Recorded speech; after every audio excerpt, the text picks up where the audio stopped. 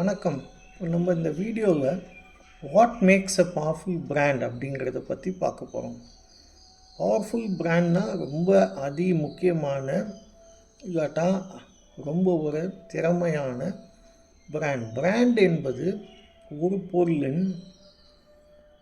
பொருள் இல்லாட்டா ஒரு கம்பெனி பற்றி நம் ஆழமாக பதிந்து இருக்கும் ஒரு அடையாளம். அந்த அடையாளம் பல வருடமாக நம் மனதில் அடிக்கடி நம்ம அட்வர்டைஸ்மெண்ட்டெல்லாம் பார்த்து ஆஹோ இதுனா இது அப்படின்னு. இப்போ ரின் சோப் அப்படின்னா அது ஒரு பிராண்ட். ஆமாம், சோப் அப்படின்னா அது ஒரு பிராண்ட். அந்த குறிப்பிட்ட பிராண்டை தான் நம்ம வாங்க போகிறோம்.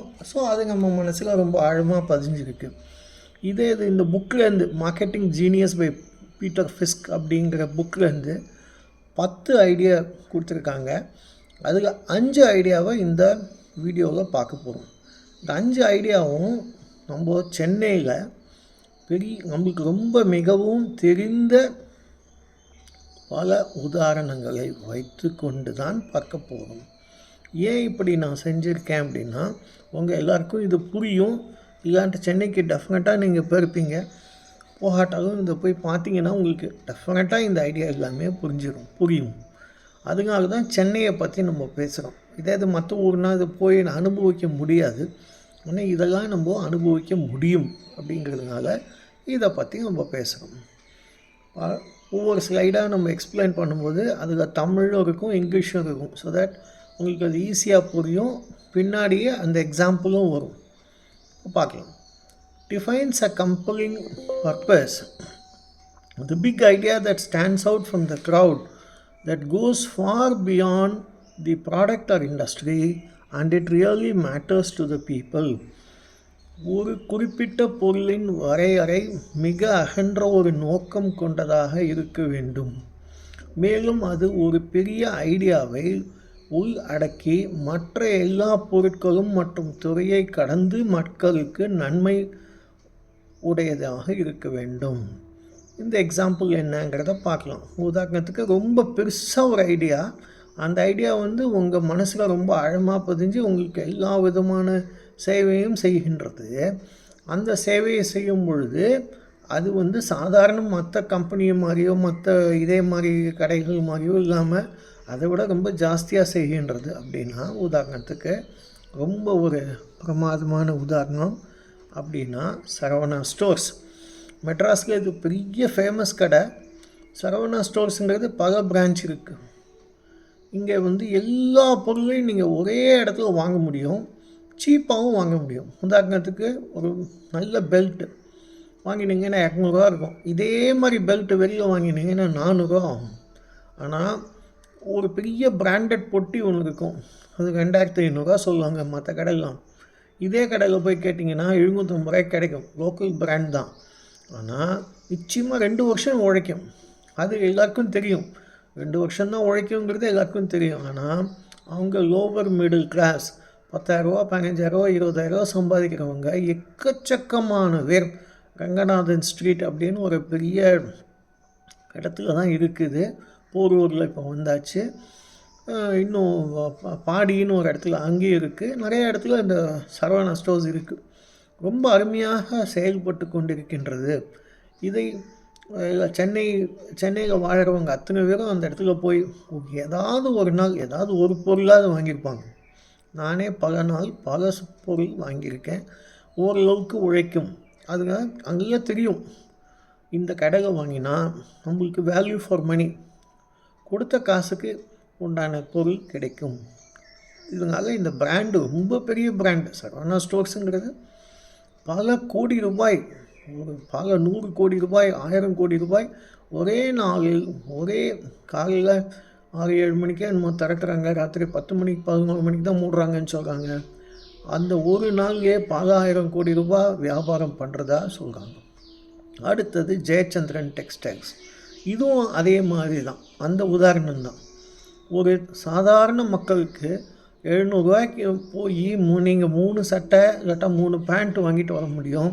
அடிக்கடி அந்த தீபாவளி டயத்தில் பொங்கல் டயத்துலாம் எக்கச்சக்கமாக ஃப்ரீயாக, அதாவது ரொம்ப ஒரு சீப்பாக கொடுப்பாங்க. பொருளை வாங்கும்போது உங்களுக்கு அது ஈஸியாக புரியும்.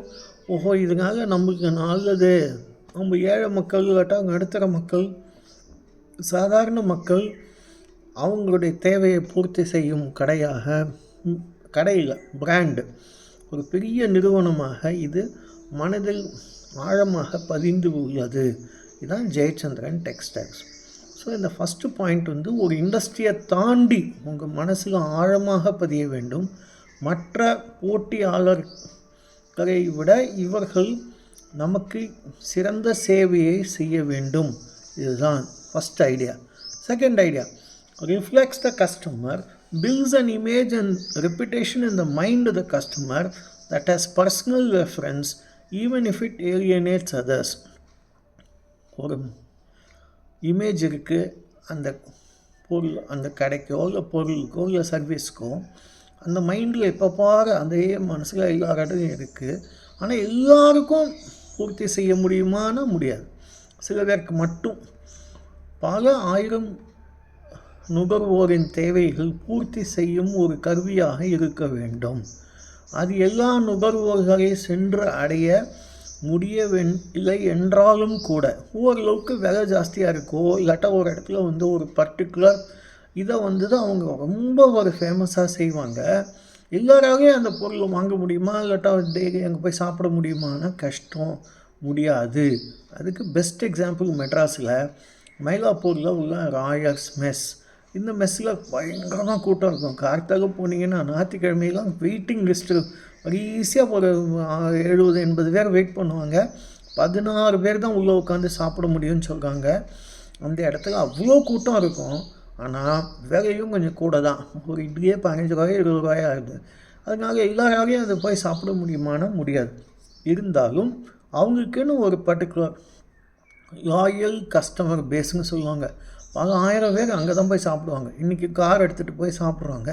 அந்த காலத்தில் எம்ஜிஆர் அவர்களே இந்த இதில் வெளியில் காரனுக்கும் அங்கே போய் பார்சல் வாங்கிட்டு வந்து சாப்பிடுவாங்க அப்படின்னு சொல்ல அதாவது என்ன 40-50 வருஷமாக இந்த கடை, இந்த நாயர்ஸ் மெஸ்ஸுங்கிற ஹோட்டல் இருக்குது.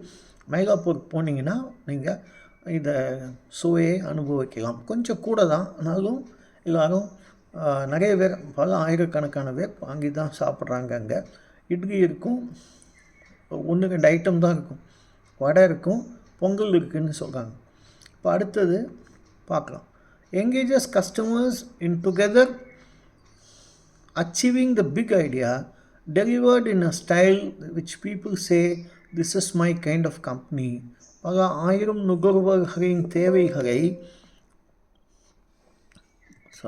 பல ஆயிரம் நுகர்வோர்களின்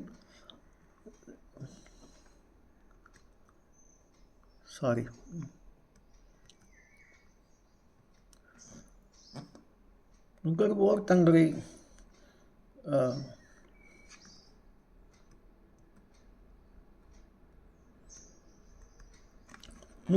தங்களுடைய தேவைகளை பூர்த்தி செய்வது மட்டுமல்லாமல் திரும்ப திரும்ப ஒரு பொருளை அல்லது சேவையை மன்னிக்கணும், ஒரு சின்ன தப்பு கண்டுபிடிச்சு இந்த ராயர்ஸ் மெஸ்ஸை பற்றி நம்ம பார்த்தோம். இப்போ அடுத்தது engages customers in together achieving the big idea delivered in a style which people say this is my kind of company.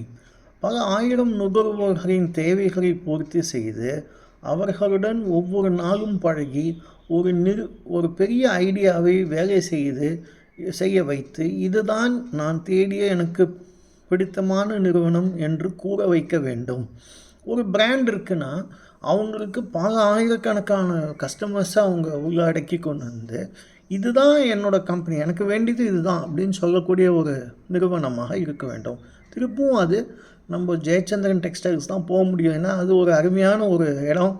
நம்மளுக்கு தேவையான பொருள் பல லட்சக்கணக்கான மக்களுக்கு அவங்களுக்கு 20,000 25,000 இன்னும் மெட்ராஸில் சம்பாதிச்சிட்ருக்காங்க.